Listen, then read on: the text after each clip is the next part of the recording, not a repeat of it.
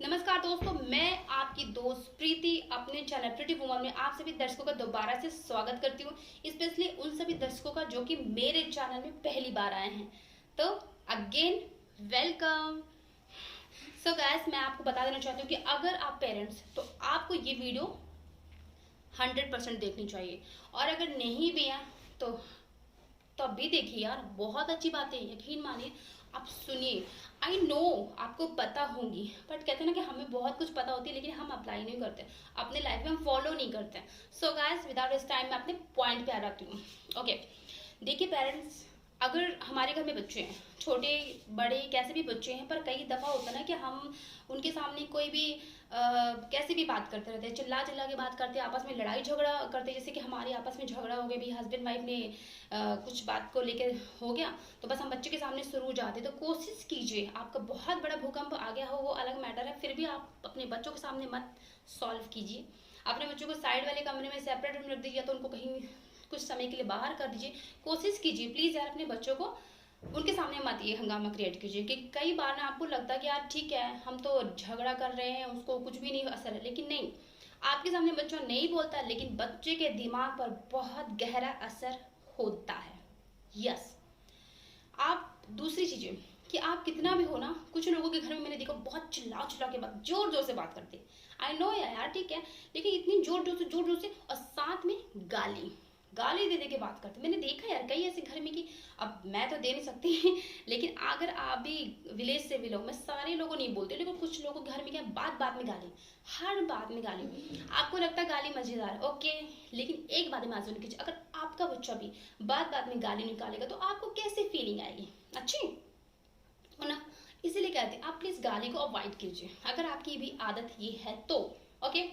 दूसरी बात, आप अपने बच्चों के अंदर शेयर की भावना डालिए। मतलब कहने का मतलब कि अगर उसके पास कोई चीज़ एक्स्ट्रा है, कई बार अच्छा ना, बच्चा आपको इकलौता है या लड़का एक ही है, कई भी है, दो भी हैं, तो कई बार होता है ना कि हम अपने बच्चों को बोलते तुम अपनी चीज़ की किसी को मत देना, ठीक है। अगर किसी इंसान को जरूरत है, उसके पास एक्स्ट्रा है, तो आप उसको देने दीजिए, क्योंकि छोटी मोटी चीज़ें शेयर करने से वो मतलब उसके पास कम तो हो नहीं जाएगा।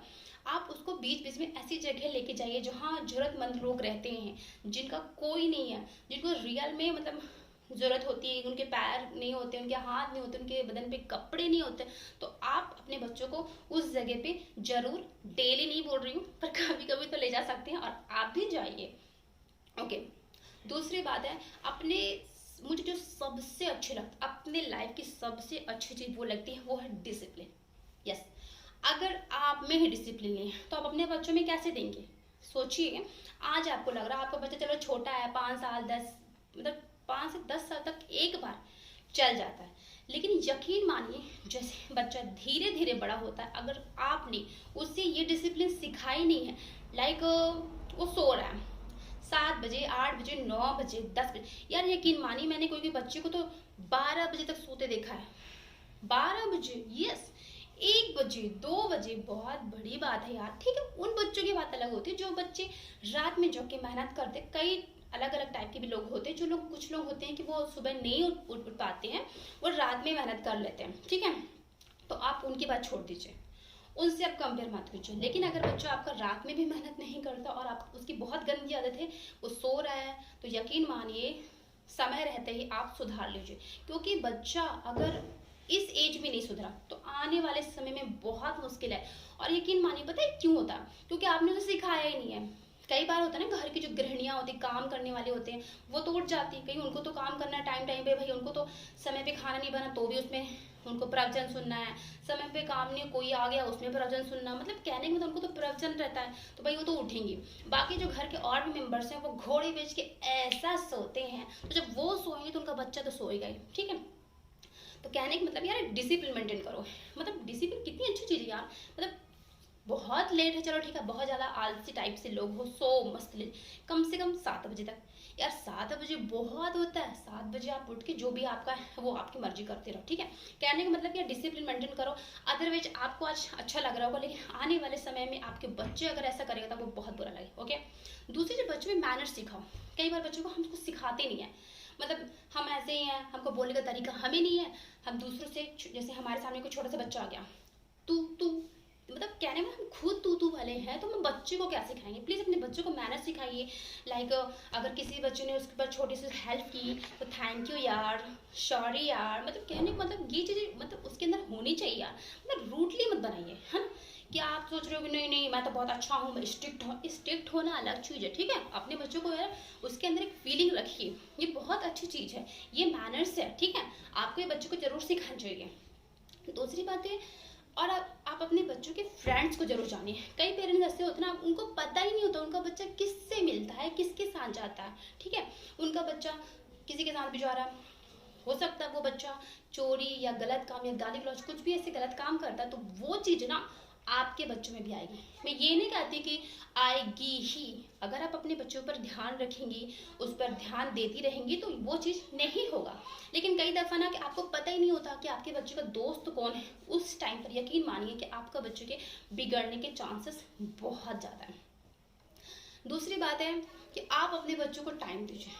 मैं ये नहीं कहती कि आप पूरा दिन, क्योंकि कई बार आता है कि उनकी मम्मी भी वर्किंग वुमेन होती है, उनके पापा भी काम पे जाते हैं, और वर्किंग वुमेन नहीं भी होती है, घर पे भी बहुत काम होता है, मैं समझ सकती हूँ, घर पे पूरा टाइम काम रहता है यार, हाँ ठीक है। लेकिन फिर भी लाख काम हो, आप कितना भी बिजी हैं, किसके लिए हैं? अपने बच्चों के। आप नौकरी कर रहे हैं अपने बच्चे के लिए कर, बट अगर इस समय में भी अगर आपको ये लगता है कि नहीं मैं बिजी हूँ, मैं नौकरी कर रहा हूँ, मेरे पास इतने काम है, बर्तन कब दूंगा, कुछ भी करो, लेकिन प्लीज़ आप दिन का थोड़ा बहुत समय अपने बच्चों के लिए जरूर निकालिए।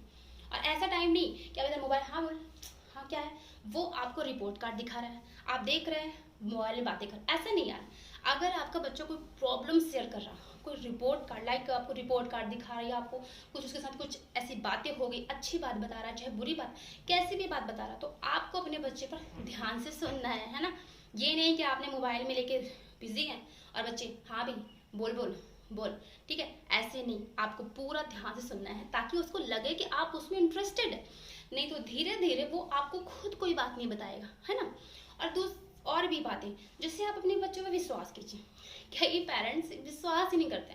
छोटी सी गलती होगी और बताया उसने तो तेरी गलती होगी, तेरी, ऐसे मत करो। क्योंकि अगर आपको अपने बच्चों पर भरोसा नहीं है ना, तो यकीन मानिए वो धीरे धीरे आपसे डरने लगेगा, फिर वो आपको नहीं बताएगा, फिर आपको बुरा लगेगा। सो गाइस, अपने बच्चों पर पक्का विश्वास करिए। तीसरी बात है कि अगर आपने बच्चों के साथ एक कुछ ऐसी रिलेशन रखो फ्रेंडशिप वाली, जैसे कि कुछ भी कितनी भी बड़ी मतलब होता है यार, कभी कभी बच्चों से गलती हो जाती है, तो ऐसा ना हो। गलती क्यों होती, उसमें ये जवाबदार भी तो आप ही हो ना। आपने उसको डरा डरा के रखा है, उसे एक फ्रेंडशिप बॉन्ड नहीं बनाया। अगर आप उसे फ्रेंडशिप बॉन्ड बना के रखोगे तो छोटी सी भी गलती करेगा वो आपसे इजाजत लेगा। कहने का मतलब यार हो जाती है, ठीक है? इंसानों से मैं तो नहीं मानती इंसान दूध का दूल्हा कोई भी होगा, छोटी मोटी होती रहती है यार। तो बच्चों के साथ थोड़ा सा मिला पटा के रखो, कुछ भी अगर वो कुछ कर भी देता तो आपसे बता देता, ठीक है? क्योंकि देखो यार, ये जो बच्चों की जो उम्र होती है ना, जब बच्चे छोटे होते, मैंने बचपन में पढ़ा था इस टाइप की कि वो बच्चे गीली मिट्टी की तरह होते हैं, हम जिस सांचे में उसको ढालेंगे वो उस सांचे में। कहने का मतलब कि आप यार बच्चों को प्लीज छोटे से अगर ध्यान देंगे तो आपका बच्चा कहीं भी नहीं बिगड़ेगा, ठीक है ना? दूसरी बात है कि आप बच्चे में कुछ भी हो जाए, लाख आप बिजी रहें, कहीं भी जाएं, कितना भी आप सोचे कि नहीं, बच्चों को टोटली अकेला मत छोड़िए। कई दफ़ा होता है ना कि आपके घर में गेस्ट आ रहे हैं, ठीक है, और आपका बच्चा पढ़ रहा है, मैं मानती हूँ बच्चे पढ़ रहे, बच्चे का एग्जाम है, चलो अगर बहुत ज़्यादा बिजी एग्जाम आ गया तो चलो ठीक है, लेकिन बच्चा स्टडी के नाम से, ये तो कई बात है उसके फ्रेंड्स आ गए और बच्चा मेरा पढ़ रहा है, यार मेरा बच्चा दोस्तों के साथ बिजी है, अगर गेस्ट आए तो प्रॉपर बच्चे को बाहर निकाल के हाथ जोड़ करके, क्योंकि देखिए अगर आपके बच्चे में संस्कार नहीं है तो मैं नहीं मानती कोई भी चीज़ है। क्योंकि यकीन मानिए कितना भी आपका लड़का पढ़ा लिखा है, लेकिन यह संस्कार बहुत ज़रूरी है। क्योंकि आप संस्कार आज नहीं सिखाएंगे, संस्कार बोले तो ये नहीं कि शो ऑफ करना, यार हाथ जोड़ने से संस्कार नहीं होता, आपके दिल में होनी चाहिए, है ना?